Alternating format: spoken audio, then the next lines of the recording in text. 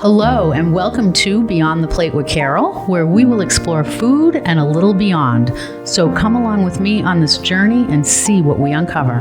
All right, we're here at the studio at the Beacon at 814 Elm Street right in Manchester, and I'm so glad you came in today, Dan Haggerty. Welcome. Happy to be here. Thank you. I have to start here because I think it tells us everything about who you are. You started in the kitchen, dishwasher, prep cook, and then you asked to be moved to the front of the house. Correct. That's not usually a normal ask. Most people who start in the back, they usually stay in the back. So talk to me about that. Yeah, so I started as a dishwasher, moved up.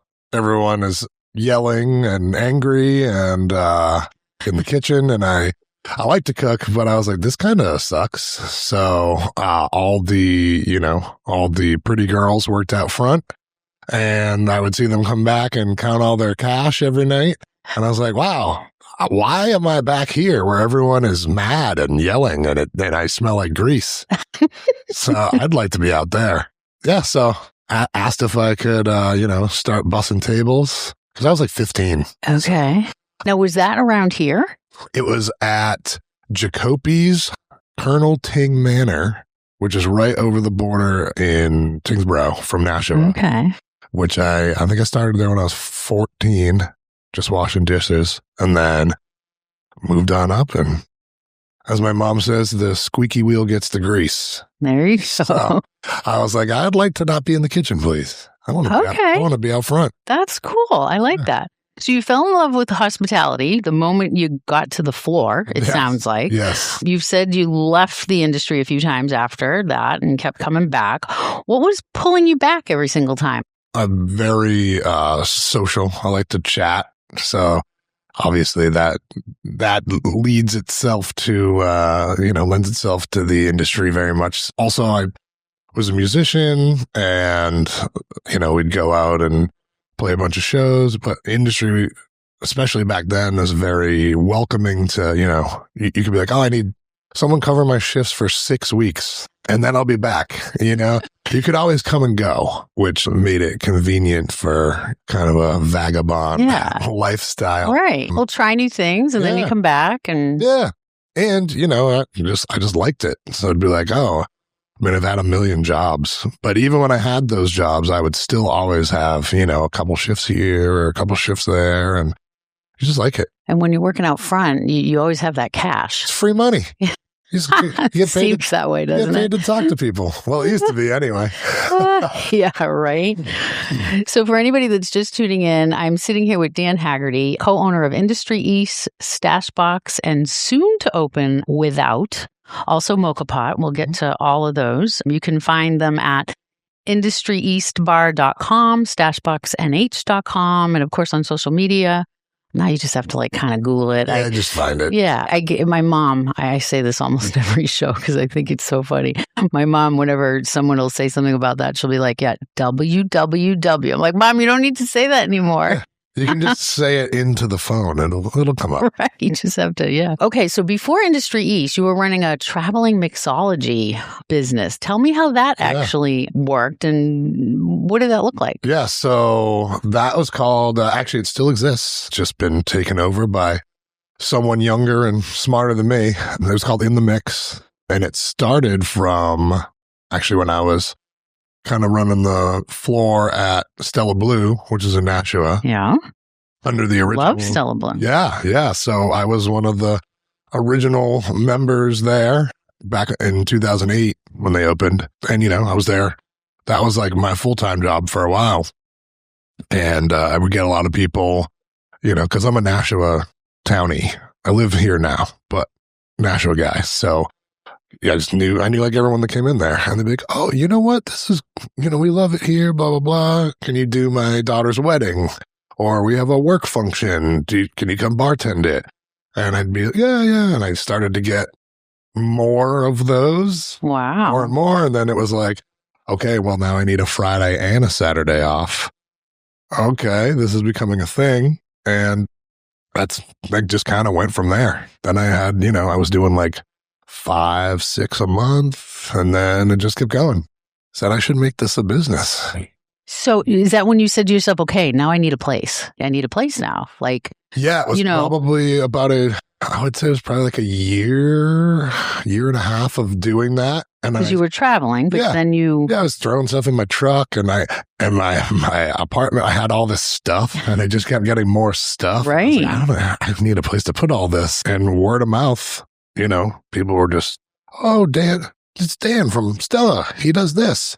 Yeah. It just kind of it just snowballed and it was lucrative and I liked it. Okay. So how did you go from that to then Industry East? So where did that all come in? That's how much time you got. Opened it during the pandemic, right? Industry, yeah. Right. Yeah. So I had in the mix for like a decade. So always did that and then supplemented, different restaurants on the side, because there'd be May through October's wedding season around here. And so I'd be balls to the wall. Within the mix. Yep. And then fall would come and it would be more corporate stuff. So I had always kept some shifts at wherever it was. You were like all over the place. Oh, nonstop, forever. And then, so I want to say it was 2015, maybe. So I'd been doing in the mix for about 5 years at that point. My cousin started doing work on this restaurant. And he was like, hey, I would do side jobs with him, woodworking, flooring, whatever. And he's like, oh, I'm building this restaurant. It ended up being the Birch, the original Birch on Elm. And so while we were doing the restaurant, one of the original owners was like, hey, I know you're building like the bar and everything, but also can you work here? And I was like, I don't know, man. I've kind of got my hands in a lot of different things here, but, we helped build it. So I was like, it's really just like a nice place. I like the vibe of it and it's super cool. Now we're talking about Birch. Yes. Okay. Yeah. When it was back over where Alice DeFriede. Alice DeFriede, yes. Yep. So, So I said, all right, cool. I'll work some shifts. And, being a grizzled, industry veteran at that point, he was like, maybe you could teach these kids a little something, get some things going, where the coffee pot should go and all that. So we did that. And then Jeremy, my buddy of a long time, was like, I think he was working at Wink and Nod down in Boston at that point. But originally he had worked at Surf across the street from Stella Blue in Nashville. Okay. And we'd known each other forever anyway.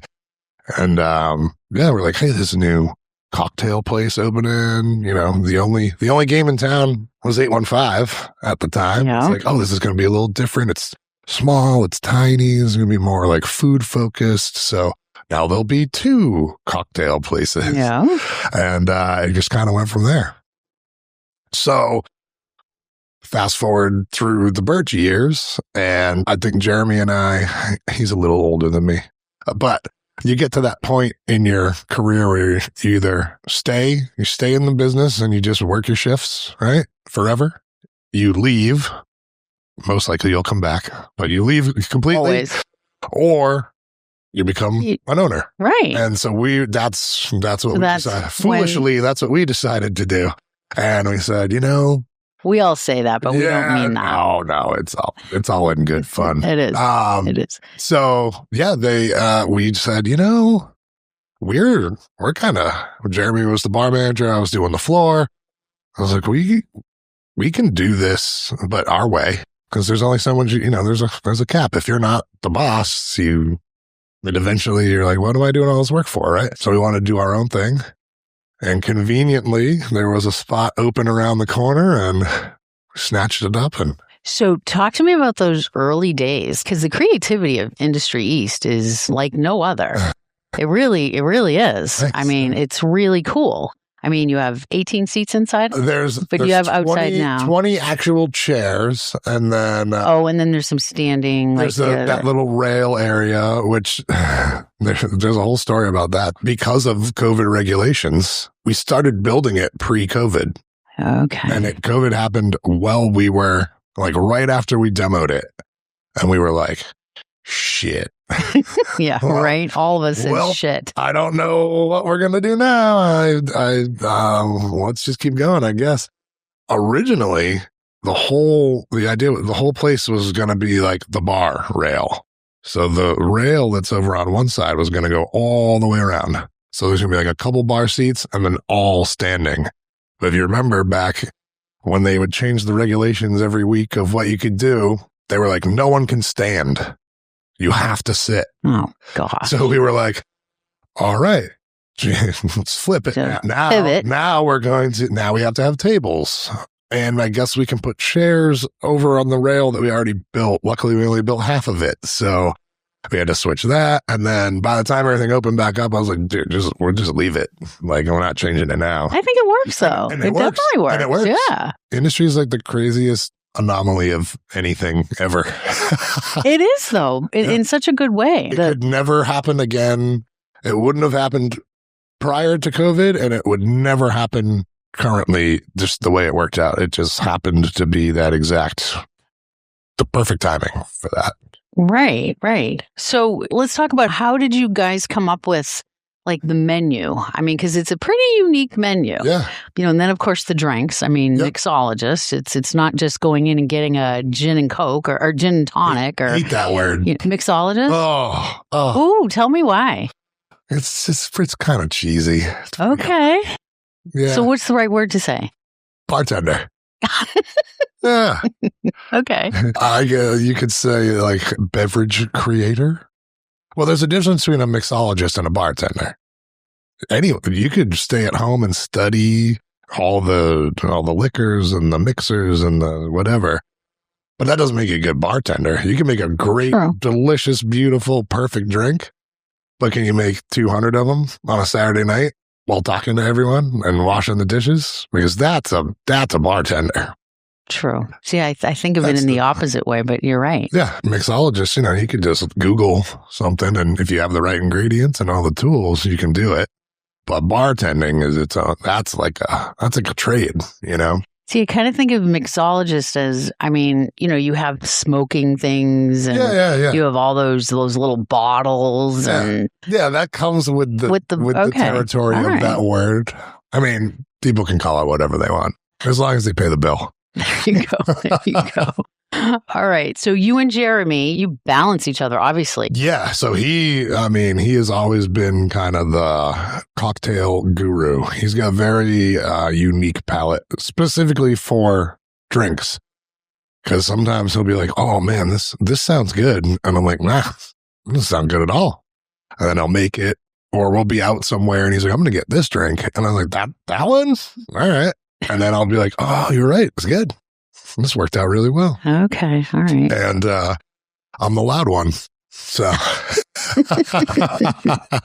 So let's talk about the food. Yes. How did that? Let's go back to that. Because it's pretty unique. Yeah. So before we even started building Industry, the whole goal of the place, the goal was to have a small place so that we could kind of oversee everything and do things the way we wanted to, and have a small staff so that we could keep quality. We could have our eye on everything, make sure it's good, and make sure that everything was fresh all the time. So small space, small storage, not a lot of refrigeration. You have to keep product in there. Yeah, because it's small. I can see into the kitchen. And it looks pretty. It's like twice the size of this room. Yeah, that's small. It's 650 square feet. Yeah. Kind of like the Red Arrow kitchen. Yes. Yeah. And you do have to walk by it to get to the bathroom. So, but yeah, so we were like, we would just want to do cool things that, just whatever pops into our mind. There's no theme to the menu. It's not like sandwiches and blah, blah, blah and whatever. Also, we have no hood vent and our kitchen is tiny. So initially it was kind of like narrowed the scope of what you could do, but actually it expanded it, because it's like, okay, if you have your fryolators and you have your flat top and you have your range and your oven, you go, all right, well, we're putting on a chicken parm and we're doing like whatever. When you have none of those things, you're like, shit, well, we can't do any of that stuff, but that's actually kind of awesome because we'll be the only place that doesn't have a chicken parm or, chicken tenders. It's Manchester. Well, it's creative. You're also... So you're forced. Yeah, you're forced to think outside the box. What can we do? We have an electric self-venting oven. But what can we do with this oven? okay, we can do tarts. We can do this. We can do that. And then in New Hampshire, you have to have a certain type of menu to sell liquor. So we sent our original menu, to the Liquor Commission, and they're like, nah, this is snacks. And we're like, yeah, but it's like, we had like a duck confit tart with the sweet potato puree and all the stuff that you couldn't get anywhere else, And they didn't like that? They said, you need more stuff. Like, you need more stuff on the menu. We're like, dude, we don't have any room. We have no room to keep all of this stuff. Like, so back to the drawing board. And we're like, what else can we even cook? Like, what else can we even cook in here? Like, we don't have more. We just have no room. We have no room for any of this stuff. All right, what can we fit in here? Hot dogs. So we added the hot dogs. That. I mean, like our first original few menus was like, we were doing tuna tartare. We were doing cool stuff that you would see down like in the bigger cities, but we needed more menu items according to the state. So we said, you can cook in an oven? Hot dogs. And then, but we'll make them silly and fancy. And that just kind of took off. And it worked. I mean, who would think that you go to, Industry East and get a wiener? Yeah. I mean, it literally and was like a joke. So unique. We put it on there like as a joke and sent it back to the Liquor Commission. And they were like, perfect. And we're like, are you serious right now? All right. I guess we're doing tartare and duck confit and hot dogs. And then sure shit, they pay the rent now. So yeah, it's so cool. And I love how you change it up every week. You have we always had a new one. You have a new one. And that gravitated me towards Industry East last week when I saw your social media post. And it was a eggs Benedict, pretty much an eggs Benedict. Well, you can explain it better than me, but I'll just say it was an eggs Benedict hot dog and wiener. You call it wiener, don't you? Isn't that wien, hot dog, glizzy, whatever word. And I was just like, the picture and the description, I'm like, Daryl, we're going to Industry East tonight. Like, he's like, oh, okay. We haven't been for a bit. This is good. And I'm like, we're getting the wiener. And he's like, what the hell are you talking about? I'm like, all right, let's go. It was, can you explain it? Describe that. That particular was one. Amazing. Like, who came up with that? I believe, I don't want to miscredit whoever's actual idea it was, but I think it was Lovey, who works in the kitchen. I think it was his idea, but I'm never really sure because we just throw out ideas, like, because we've been open almost 6 years now, right? So we've done one every week. So whatever that is up to, what's that? Oh God, whatever the math is on that, we've done over 300. Yeah, for sure. Individual, we have the ones on the menu that are always there, but we've done over 300. And then you change them from time to time. I mean, we switch them up. Yeah. But yeah, it's always just like, what else can we put on here? You know what I want to tell you? What caught my eye when I was reading the description was the English muffin toast points, or could you call it? Yeah. I'm like, wait a minute. Full. Where would Benedict. you hit? I was so intrigued by that, and I picked it apart. I'm like, where are these? But you really tasted them, and it was brilliant. I thought it was delicious. And this is sloppy. It was good sloppy, Absolutely. The dropped egg, the poached egg was done perfectly. Yeah. And I'm like a snob with poached eggs. I mean, they usually they overcook them probably 90% of the time, and it's not cool. And it was like perfect.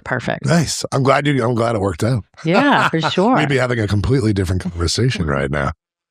It just becomes, it's almost like it's an inter-competition. It's like, all right, what else can we do? What can we put on here? Also, how accurate? Like, yeah, it's a hot dog. It's kind of goofy, right? But just make it really well. See if it works. Like a full eggs Benedict. Yeah. And a hot dog.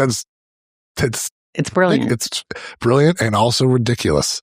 But that's the draw, right? Like, that's fun. That's a cool thing. So you must have customers that come in weekly for their weekly hot dog. Absolutely. Yeah, for sure. Yep. They wait Like, you didn't post it yet. What is it? What is it? I'm like, oh my God, I'm busy. I'll get to it, I swear. How many ahead do you go? Probably about a month, right? I'm thinking. I mean, you don't want to. Well, we have there's like a list. We have a bunch of ideas. Yeah. We'll just make stuff during the week and like, does this work? Is this absolutely disgusting? Who knows? But there's always ideas. And then, you got to make it. You got to troubleshoot it. Of course. It works. And so it's usually like 7 or 8 on the chopping block, and you get inspiration from something like nostalgia, or if there's something popular going on, like food trends, and you got to kind of stick with so you can go old school, or you can go with the trends. Right. It's always just, what can we fit on a wiener? What else can we put on it? It's never ending, really. Yeah, it's true. It's just true when you think about it. It's like a cracker. It's like a medium to eat whatever's on top of it. Well, did you see what the Red Sox now has what's on their new menu of the Red Sox? Did you hear about this? No. It's like a poutine lobster roll or something at the Red Sox. That's like crazy. That's fantastic. Right. They're thinking outside the box. I'm thinking, I want to go. I got to try that. How can we make everyone fatter? It's probably like $100, but who knows? But I mean, a couple beers in, you're going to be like, I'm going to get that poutine. Yeah, for sure. I think that's what it is. It was like something really, really crazy. But that sounds awesome. And if that isn't true, we're going to make it. Yeah, right? There Definitely taking that. You're going to name it after me, Dan. So for someone that hasn't been to Industry East, shame on you, first of all. But come on in. That's right. Walk them through the door, like what they can kind of see. We've talked about it a little bit, but just kind of, and what's on the menu. Like we talked about the wieners, but you also have other things on there. All kinds of stuff. And we change that frequently as well. I mean, if you're coming up Hanover Street, first of all, the whole frontage is windows. The windows go the whole length, so you can see what's going on in there before you even go in. And what you see is what you get, because that's it. What you see is all you get. It's very small. Like, you walk in the door and you're like 3 feet from the bar. Yeah. So you walk in, the bar's right there. There's a couple tables to your right, and then a little bar rail standing area to your left, and the action. It's right in front of your face. There's nowhere to go. No TVs, so no distractions other than what's already happening. But the stuff all around is just everywhere. So cool. Very eclectic. Yeah. I mean, it's all funky things. The original design, again, it's tiny. There's not a lot of space to put anything, but the wall on your left has like kind of indented shelves, and we put those in. So we ripped that whole wall out and rebuilt it, and we put in those little shelf areas just to have more space to put things. But 90% of the stuff that's in there came after we opened. It was just people giving us stuff. Hey, I think this would look cool at Industry. Okay. Do we have a giant moose head up on that was from one of my old regulars from 20 years ago, who was an avid hunter. And he's like, I got this moose rack from Nova Scotia or whatever. And I went, okay. And I went to his garage to pick it up, and I was like, oh, it's fucking huge. I don't even know if we're going to fit that in the door. But found a rack, put it up. Now he has like a Burger King crown on his head. But it's just cool stuff that like regulars will give us, or our friends. And I'm like, now anything fits, really. Yeah, it's true. It's cool. It's very cool. Yeah. So menu. Yeah, like, what can they expect, with the menu, other than like the hot dog of the week? Yeah. One thing I do want to say that my husband and I both, we love charcuterie boards. Yeah. We love them. And a lot of places don't do them well. I know. I mean, there's very few that do. And we ordered one the other night. I remember seeing it come out, and I was like, man, that's bigger than I remember. Our best and favorite charcuterie board. It was so really, really good. Love the variety of it. And it was delicious. I'm glad that's the thing. We don't have a lot of space. We can't keep a lot of product, but the stuff that we do keep is always fresh. I mean, nothing's even, unless it's a frozen. Well, you have no room. Yeah. You unless can't. It's something frozen that we've batched, like the product comes in, we make it, it goes out. There's nothing hanging around, and it's tiny in there. I can't emphasize enough how small it is. So when you come in, we want you to get your stuff quick, but we want it to be high quality, and we want you to remember it. Like, Yeah, definitely. You're like, oh man, this charcuterie board, I will think about this. It was delicious. After it's done. And that's the point. Yeah. You know, that's the whole point. Like, why do anything if it's not going to be good, you know? Right. But yeah, so the menu is that. It's not as eclectic as it used to be, you know, because you got to kind of you figure out what people want. Right. You have to listen to the customers. So yeah, we no longer do duck confit tart. Unfortunately, it's just not the environment for it anymore. And who knows? That might come back. You might want to try it again. Well, you never know. That's the other thing. We can always do specials. Right. Oh, man, I want to do this cool thing, or rabbits on sale this week. Let's get that and see what that's like, you know? But yeah, so currently the menu, we kind of went for a little bit more home style.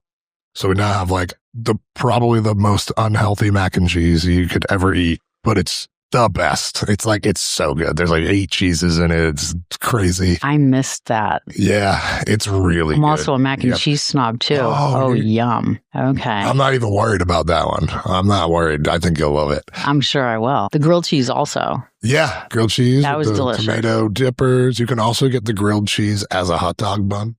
Oh. We just fold it around. Oh. Yeah.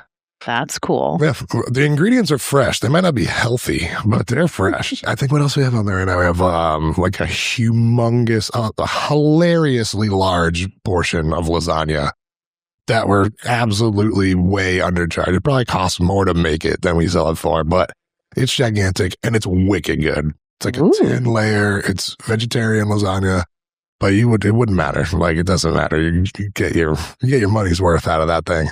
What else do we have? We have a lot of the snacky stuff, too, because we do get a lot of people that are like, let me have a cocktail and then a snack. And then let me. Well, it's shareable stuff, which I love that because you can get a variety of things and, you know, you try different things. Yeah. You know, we used to do flatbreads, but that kind of, you know, again, took its course and things that people used to love, right? They don't care anymore. It changes. You got to give them. And again, in that space is so unique that it lends, like, we have to change constantly. Right. You know what I mean? It's like Cotton, great restaurant. They've had the same menu for 20 years because it works. It works. If they take the meatloaf off the menu, they will be people rioting. Yeah, exactly. Pitchforks and, you know, torches. So that works for them. That would never work for us. We have to constantly.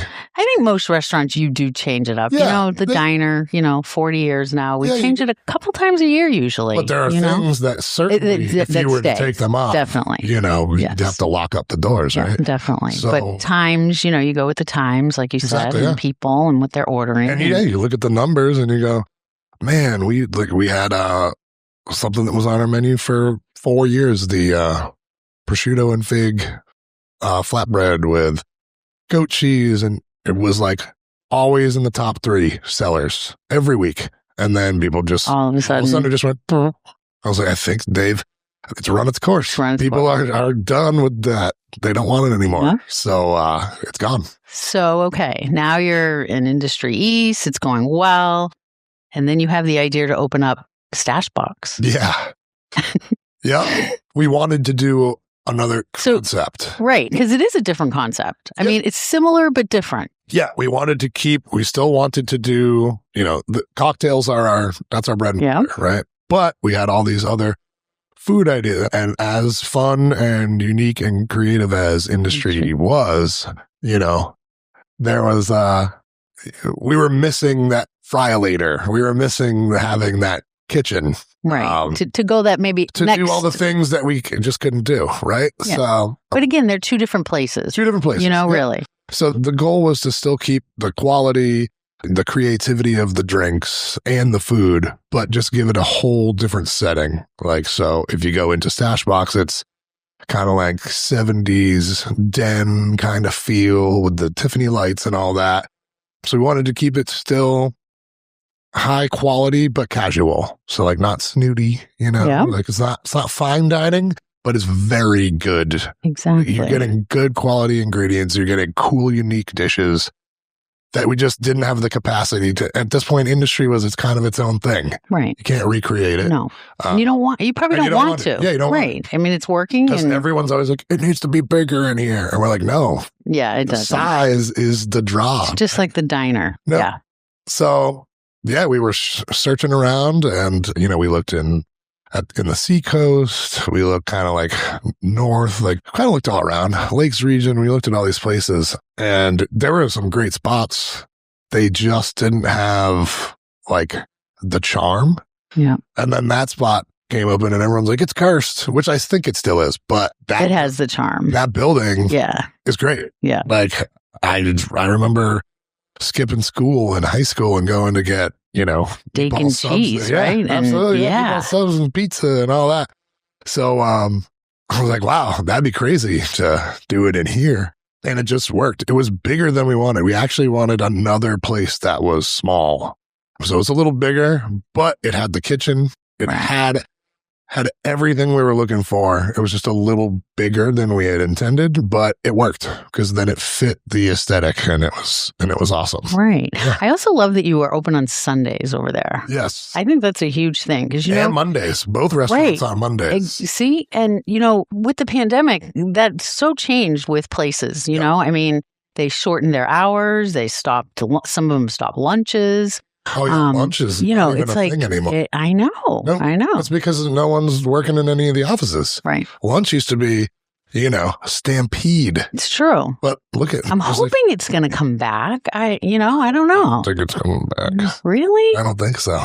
I had Mike Summers on yesterday, NHLRA, and we're diving deep into that, and we're kind of hoping, but it would be cool. I know. It would be cool if it did. I think the places that are doing it, that's kind of their bread and butter, like Diz's. They're one of, whenever anyone asks me, where do we go for lunch around here? I'm like, there's 4 places. So pick those, Yeah, it's true. But yeah, it's just because the landscape had changed. Lunch used to be awesome. This episode is powered by Red Arrow Diner. All 4 locations, officially open around the clock. Swing by Manchester, Nashua, Concord, or Londonderry whenever hunger hits. From pancakes at 2 a.m. to fries and gravy for breakfast, we've got your cravings covered. Red Arrow, New Hampshire's favorite 24-hour diner tradition. Okay, so we've got Industry East, Stashbox, Without. We need to talk about Without. Yeah. How did that, all of a sudden, that's pretty huge. I mean. Well, it wasn't all of a sudden.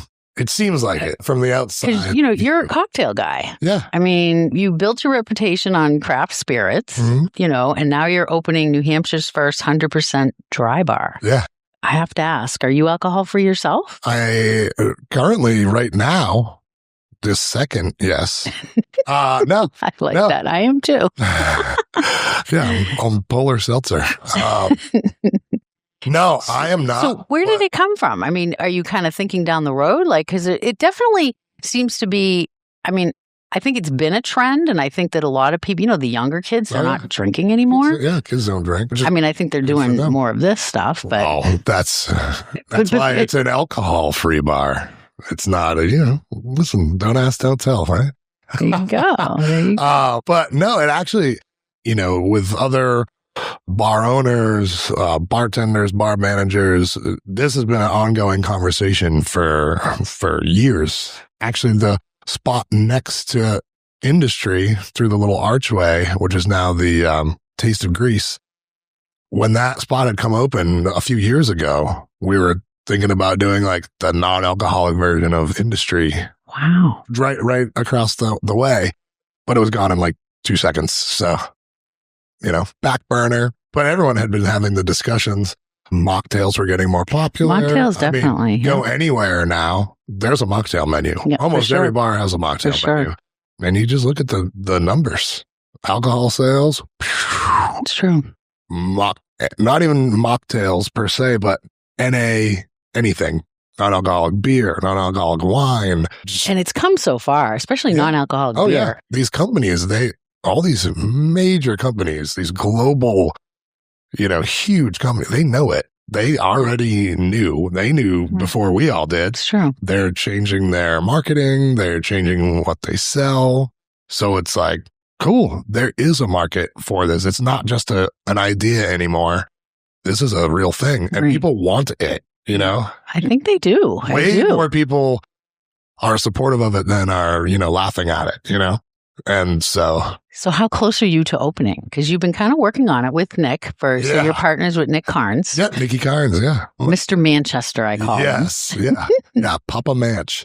Yeah, every week we're seemingly the same amount of close. It's just he and I. I mean, the trades guides are in there, but he and I are doing, 90% of everything. So we have our other stuff that we're doing, and then we're doing. And then you go there at night. Oh my gosh. Yep.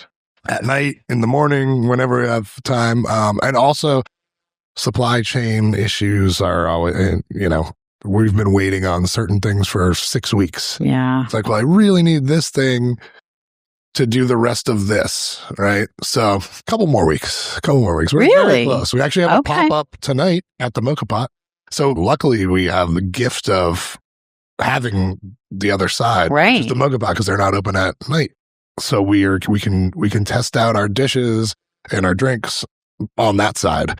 And then when the front is ready to go, we can just, boom, transition into that, which will be really cool. So before we move to Moka Pot, what is the food going to look like without? So our chef, Josh, is from Hawaii, like actual Hawaiian. Wow. Not like, my family moved to Hawaii and I'm from there. No, he's Hawaiian. So he's got that. I like this vibe. Yeah, he's bringing that little bit of like Polynesian feel. So again, like our other menus, it's going to be some cool, recognizable things, for the area. So kind of like a fusion. Yeah, like a fusion with some kind of new stuff. And we always try to put stuff on the menu that you can't get anywhere else, but also you would go, you don't want people to go, I have no idea what any of this is. I don't want it. Right. It has to be enough to draw you in and go, ooh, oh, that's like a whatever, but it's kind of like a pizza. Well, kind of like the eggs Benedict hot dog. Yes. People know what both of those things are. And separately. Together it's like, Yeah. Yeah. So it'll be like that. We got, like full head on and tail on prawns in like a garlic sauce, which is probably a turnoff to a certain group of people. They're like, why? This looks like it just came out of the ocean. This is a sea bug. But if you are specifically looking for something new and different, we got it. We got it for you. So that was a little sample of what we got. Yeah, I like that. You're intriguing me. Yeah. For sure. And he's got his flavor profile is just different than what you get around here. It's just not. It's not Greek. I mean, we have so many Mexican places. Yeah. It's not Greek pizza. Right. It's not Mexican. It's not chicken tenders. Exactly. It's the antithesis of that. That's good. Yeah. That's really good. So you do then really feel, both you and Nick obviously feel, that this sober movement is something that is going to stick. Oh, absolutely. I think it's always been there, but it just hasn't been advertised to, right? And so like people follow what gets advertised. Even all these things already existed. Now it's coming to the forefront and it's like cool. It's cool to be sober now. It is. Or California sober or whatever soberness level you want to be. Healthcare is expensive. What's the number one thing that's making me sick? Booze. Yeah, okay. It's true. But I still want to go out and have a nice time. I still want to get cool food. I want to take selfies. I want people to see me out doing stuff. This is the spot. Yeah. But you're not even tempted because there's not a drop of alcohol in the building. So I think it'll be cool. And it's right on the corner. Everyone can see it. It's awesome. Right on the corner, Elm and Hanover. Yeah. Be on the lookout for that in about a couple weeks. Okay, so now there's Moka Pot. So you helped expand that. Yeah. Because it was in the front and you moved it to the back where Without's going to be. So how many hands are you going to have your... After Without is finished being built, I think we'll take a little break. Enjoy it all. Yeah. Because you're so busy. Sit back and relax for a little bit.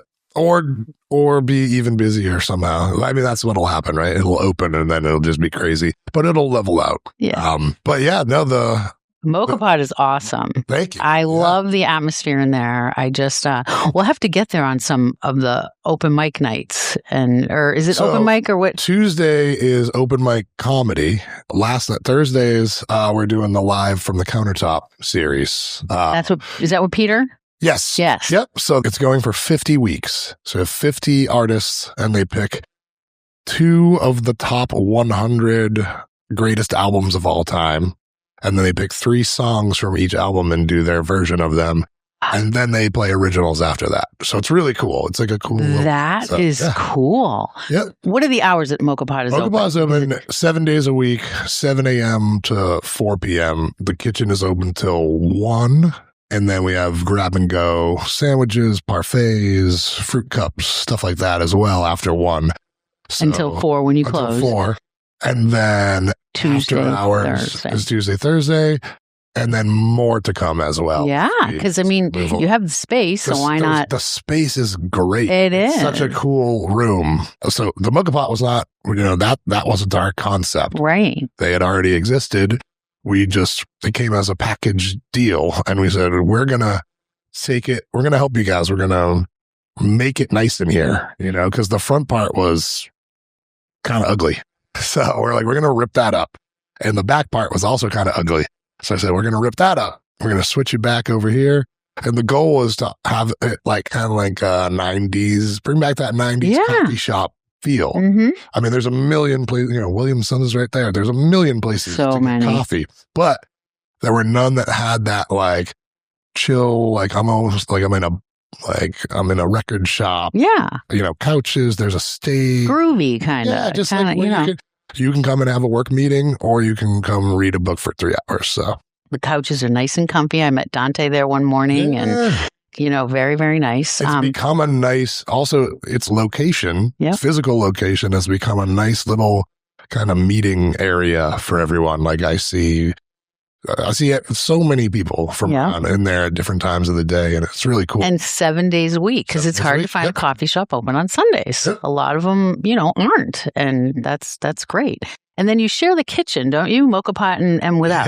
Yeah. The kitchen divides the 2 sides, which again, I'm pretty used to a small kitchen due to industry, so it's kind of cool for me, but they'll be open opposite hours. Right. So, they have to be. So it works itself out. So let's talk about the Moka Pot. Walk someone through Moka Pot, through the door, and, if they've never been to Moka Pot, and what they can find on the menu. What we wanted to try to get away from when we first took it over was that it's a diner. A lot of people, it's a coffee shop first and foremost, but I think there were so many menu items that people were like, oh, it's a diner that serves really good coffee.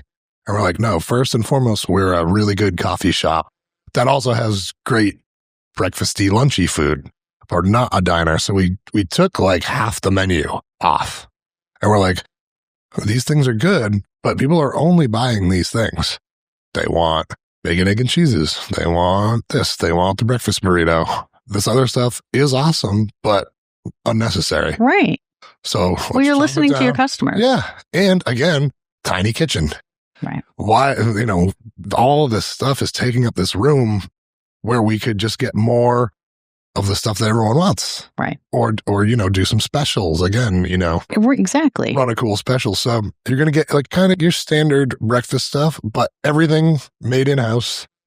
We get our gluten-free stuff from Dijon right around the corner. So we have the gluten-free bagels. We're also one of the only places around in New Hampshire anyway that does Taylor pork roll, which is a cheese thing. So, yes. And that's my favorite sandwich meat for you don't find that anymore. So we do have that for all you transplants out there. You can come to the Moka Pot and get Taylor pork roll. I had the breakfast burrito and it was delicious. It's very good. We were able to, by cutting down the menu by almost half, we're able to get in everything again fresh, and it's breakfast and lunch. So it's it's turn and burn. Right. Nothing stays in there for more than 2 days. There's no ingredients in there that are ever there longer than that. So I'm thinking, you share the kitchen. You've got Without. Chef at Without one night has a couple leftovers. It can be coming to the burrito and Moka Pot and roll it up. My gosh, it's you and I, great minds think alike. Beautiful. That's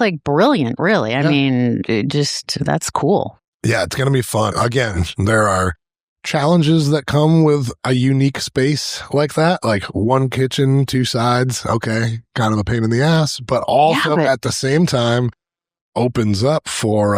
We were just talking about with Josh last night. When we're doing the music series, right? It doesn't really pop off till about 8 p.m., which is when a lot of people are done eating dinner. Right. They're still hanging out. They're still chilling and doing whatever. But the food services is died off a little bit.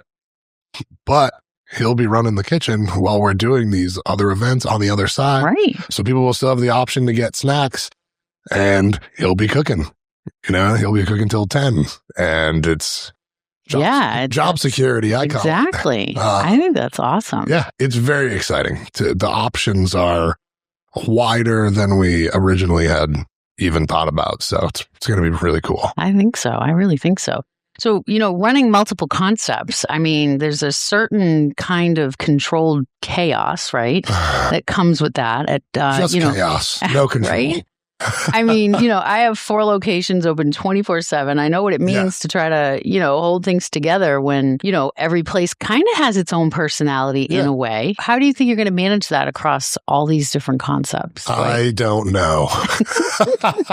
No, industry and stash, again, already established. The Moka Pot was also already established. So people know what to do.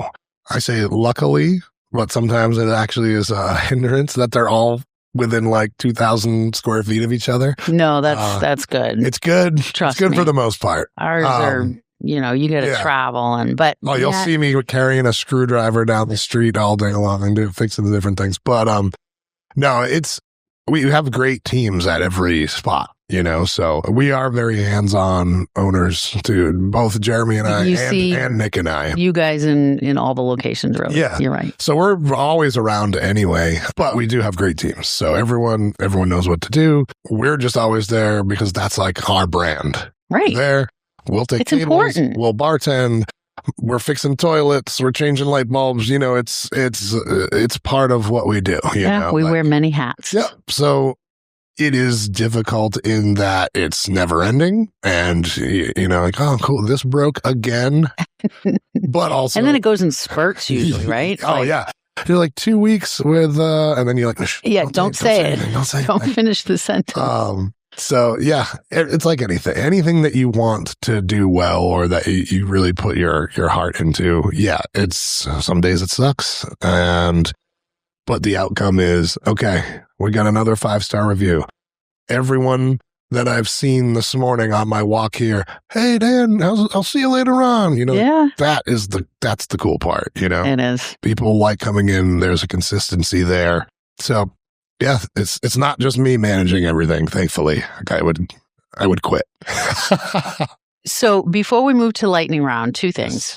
Let's talk about your family a little bit because you have a new little baby. Yeah. How old? She will be 2 in June. Okay. Penelope. Oh my gosh. The Mine was baby. going to be Penelope, but she turned into Josephine. It was Penelope or Josephine. I don't even remember what other names we were even considering at this point, but she's a little P. Because I know when we were at Industry East the other night, you were like on your way to go pick her up at daycare, I think. Yep. Yeah, and she's right down the street too. So everything is right in a nice vicinity. So how do you balance all that? Well, Jill does. She does a lot with Penelope, just because we keep opposite hours. Now, does she help with the restaurants? Or no. Is she... Okay. She wants nothing to do with this. Smart. And she's smart. Yeah, she's a smart cookie. So P's not even 2. So she goes to bed at like 7:00. I try to be home during the home hours. She's also in daycare in the daytime. So I see her like a little bit in the morning. We play on the weekends, Tuesday nights, whenever nights I can get home before she goes to bed. Right. Because she's only home from daycare for like a couple hours before it's bedtime. So you got to get in there. And that's when she's the funniest. Because she's already been up all day and she's kooky and she's bumping into stuff. That's awesome.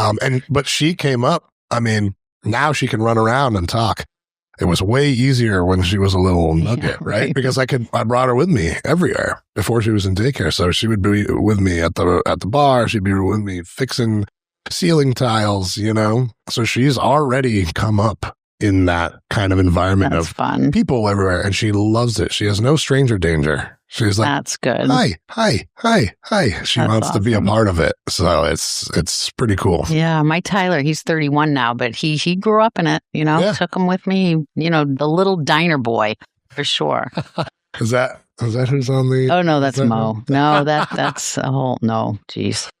All right. So before we move to lightning round, is there anything that I missed in talking about that you want people to know about any one of your locations? I think we covered a good amount of stuff. Anyone that hasn't, if anyone's listening to this that hasn't been to any of them, please come back. Get your butt over there. Check it out. Go check out the wiener of the week at Industry East. What is it this week? This week is a Banh Mi dog. Yeah. I haven't had time to put up the picture. I'm bad. I love Banh Mi. It's really good. It's very salty.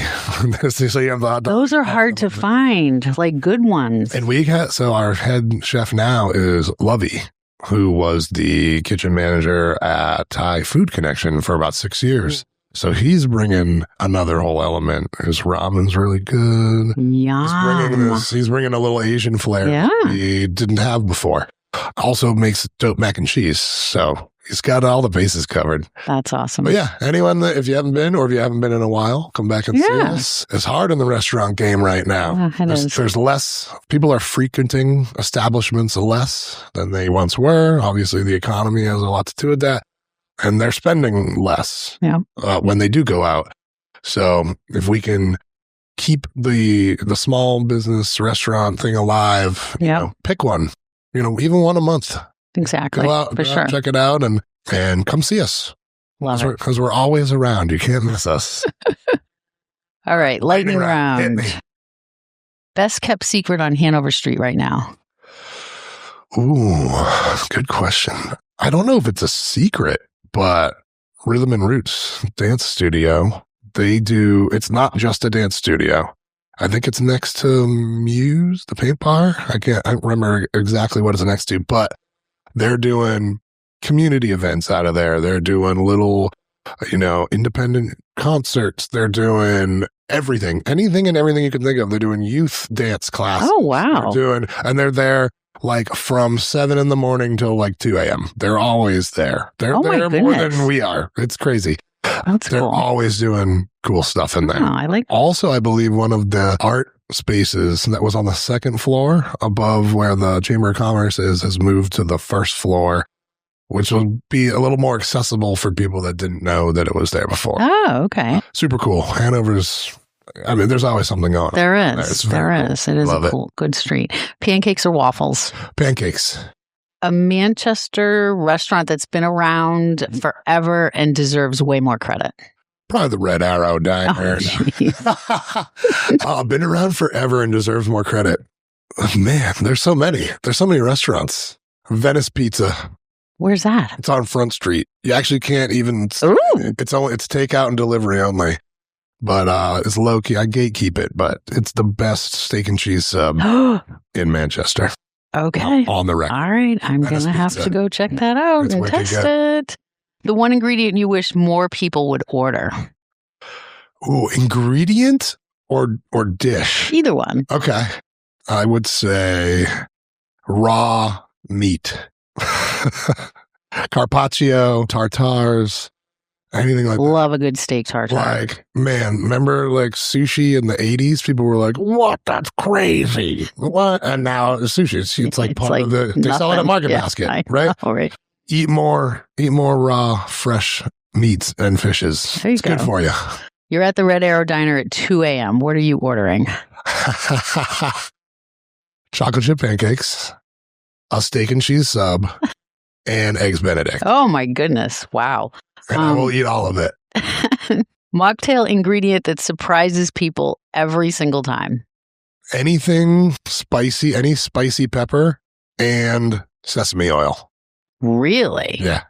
Sesame oil? Yeah, people can't, or sesame, anything sesame. Ooh. Because they can never really put their finger on it. On what it is. And then they go, what is that? What's that toasty? What am I tasting? Interesting. I'm getting the guava. I'm getting the lime. I'm getting this. What's that other thing? Sesame. Wow. Booth or counter? Oh, I already know the answer to this. Okay. Counter. Right. That's something on your menu right now that everyone should try before summer's over. I'm saying before summer's over, and it's not even really it summer hasn't even yet. started. I know. But they should all come in. Try it a bunch. I would say at Industry, definitely the mac and cheese. It's fire. I mean, I allow myself like one every 2 weeks because it's that dangerous. Yum. At Moka Pot, I mean, we'll still have it on there, but you got to get that Taylor pork roll. It's so good. It's so good and greasy. And then at Stashbox, ooh, I love everything on that menu. Probably the shrimp and grits. It's very unhealthy and delicious.